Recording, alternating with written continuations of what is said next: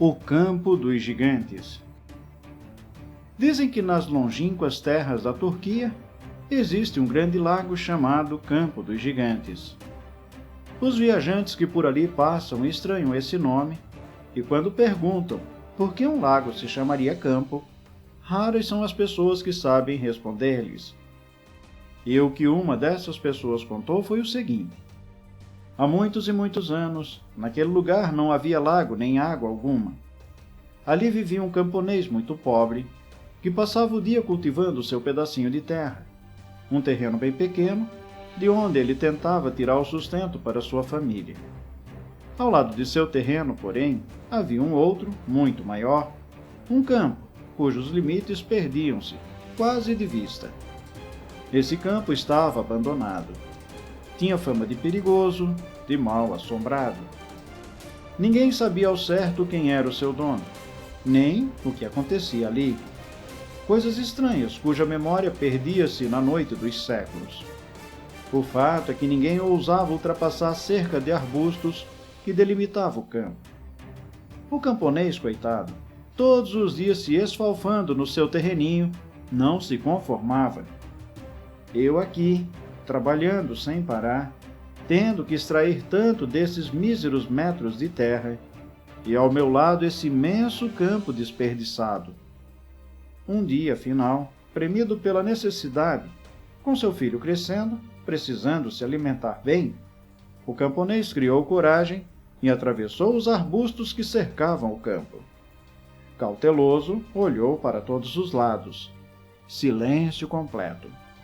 Ali não havia ninguém. E que imensidão de terras, mas tão abandonadas. Só ervas daninhas cresciam naquele chão atravancado de pedras e tocos. Bem, pensou o camponês, se eu cultivar um pedacinho de terra aqui no canto, ninguém vai notar. Primeiro, porém, é preciso livrar-me dessas pedras. E assim pensando, pôs mãos à obra. Mas nem bem ele arrancou a primeira pedra do chão, apareceram diante dele 5 gigantes enormes, os pés sobre a terra, a cabeça nas nuvens, com uma voz muito forte dizendo assim: "O que você está fazendo aqui?" O camponês, aterrorizado, mal pôde responder, tremendo dos pés até os dentes. Eu só estava tirando as pedras." Os gigantes se entreolharam e apenas disseram: "Ah, é? Então nós vamos ajudar você." E na mesma hora puseram-se a arrancar as pedras do chão, com tanta habilidade e rapidez, que dali a alguns minutos não havia uma só no campo todo. E do mesmo jeito que haviam aparecido, os gigantes desapareceram como num passe de mágica. O camponês mal podia acreditar no que vira. Ainda trêmulo de susto, voltou para casa e nem teve coragem de contar a ninguém o que lhe acontecera. Na manhã seguinte, entretanto, voltando ao seu terreninho, ele se pôs a cismar. A lembrança daquela imensidão de terras não lhe saía da mente. E afinal, ele escapara ileso, e o campo ficara mais fácil de ser cultivado. E os gigantes podiam não ser maus. E, assim pensando, criou coragem e ultrapassou novamente a cerca de arbustos. Ninguém à vista. Era preciso agora arrancar os tocos e paus podres. Olhando em volta, pôs-se ao trabalho. Mas nem bem ele arrancou o primeiro toco do chão. Apareceram diante dele 10 gigantes enormes, os pés sobre a terra, a cabeça nas nuvens, com uma voz muito forte dizendo assim: "O que você está fazendo aqui?" O camponês quase caiu para trás. 10 gigantes? Gaguejando de medo, ele respondeu: Nada. Eu só estava arrancando os tocos." "Ah, é?" Entreolharam-se os gigantes. "Então nós vamos ajudar você." E imediatamente puseram-se a arrancar os tocos e paus numa rapidez tão grande que dali a pouco não havia um só galhinho no chão. E como no dia anterior, desapareceram sem deixar traço. O camponês ainda ali ficou alguns minutos atônito. E depois foi para casa, e dessa vez conseguiu contar à mulher o prodigioso acontecimento.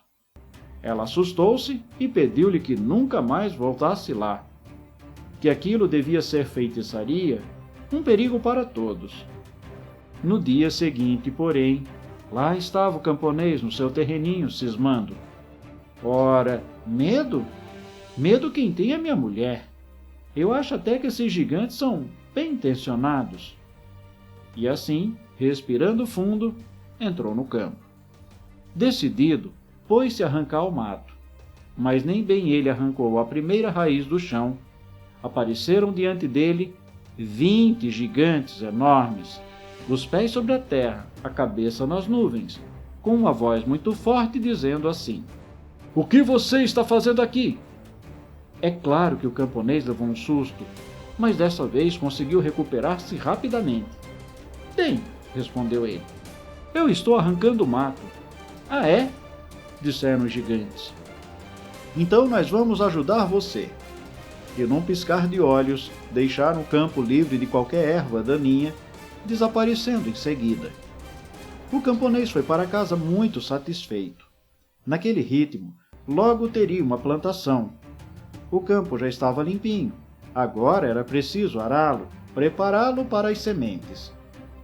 No dia seguinte, ele voltou ao campo com um arado. E nem bem ele enfiou o arado no chão, apareceram diante dele 40 gigantes enormes, os pés sobre a terra, a cabeça nas nuvens, com uma voz muito forte dizendo assim: "O que você está fazendo aqui?"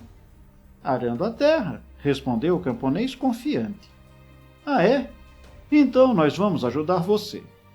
Imediatamente os gigantes puseram-se a arar a terra. Para isso, nem precisavam de arado. Bastava-lhes enfiar na terra suas enormes mãos, verdadeiras manoplas, para abrir sulcos e mais sulcos ao longo do campo. Quando eles terminaram o serviço e desapareceram, o camponês mal cabia em si de contentamento. No outro dia, ele levou para lá sacos e mais sacos de trigo. Já prevendo o que iria acontecer, deixou cair um grãozinho na terra. Nem bem ele fez isso, apareceram diante dele 80 gigantes enormes, os pés sobre a terra, a cabeça nas nuvens, com uma voz muito forte dizendo assim: "O que é que você está fazendo aqui?" "Estou plantando trigo", sorriu o camponês triunfante. "Ah, é? Então nós vamos ajudar você." E em poucos minutos, os gigantes semearam o campo inteiro. Quando sumiram, o camponês dava cambalhotas de alegria. Que maravilha! Agora estava tudo feito. Era só deixar agir a natureza e ver crescer o trigo. Com efeito, dali a alguns dias, o trigo começou a brotar. A brotar e a crescer e a encher-se de espigas. O camponês ia todo dia para lá e ficava admirando sua plantação, esfregando as mãos de alegria. As espigas logo foram granando, amadurecendo, dourando. Não havia no mundo uma plantação de trigo como aquela. Já quase nas vésperas da colheita, porém, o camponês precisou resolver uns negócios na cidade vizinha. Chamou então seu filho e disse-lhe: "Hoje é você quem vai vigiar nossa plantação. Não é preciso fazer nada, mas temos de ficar de olho, pois pode aparecer um curioso, um ladrão." O menino foi, e ficou lá sentado olhando o trigo. As horas passando, e ele olhando o trigo. Olhando o trigo, olhando aquelas espigas gorduchas, douradinhas. De repente foi-lhe dando vontade de experimentar um grão. "Um só ninguém vai perceber", pensou. Mas nem bem ele arrancou o grãozinho de trigo, apareceram diante dele 160 gigantes, enormes, os pés sobre a terra, a cabeça nas nuvens, com uma voz muito forte dizendo assim: "O que você está fazendo aqui?" Aterrorizado, o menino respondeu tremendo: Não é nada, eu só estava experimentando o trigo." "Ah, é?" Entreolharam-se os gigantes. "Então nós vamos ajudar você." E prontamente puseram-se a experimentar o trigo. Fizeram-no com tamanha eficiência, que dali a pouco não restava um só grãozinho no campo todo. Quando desapareceram, só deixaram no campo os talos secos e pisoteados. Quando o menino se deu conta daquele estrago, apavorou-se com a ideia do castigo que certamente receberia e fugiu, escondendo-se bem longe. Já era de tardezinha quando o camponês chegou à sua casa e encontrou a mulher preocupada com o filho. Os dois então foram ao campo e, ao se depararem com aquela catástrofe, logo imaginaram que o pior também teria acontecido ao menino. Desconsolados, puseram-se a chorar, mas nem bem a primeira lágrima deles caiu no chão, apareceram à sua frente 320 gigantes enormes, os pés sobre a terra, a cabeça nas nuvens, com uma voz muito forte dizendo assim: "O que vocês estão fazendo aqui?" "Chorando, horas", responderam os dois.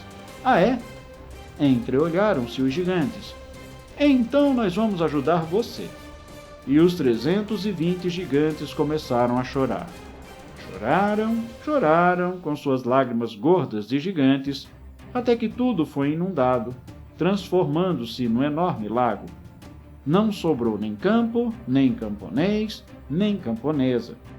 Só sobrou o menininho, que contou essa história para seus filhos e netos, que também contaram para seus filhos e netos, que continuam contando para seus filhos e netos.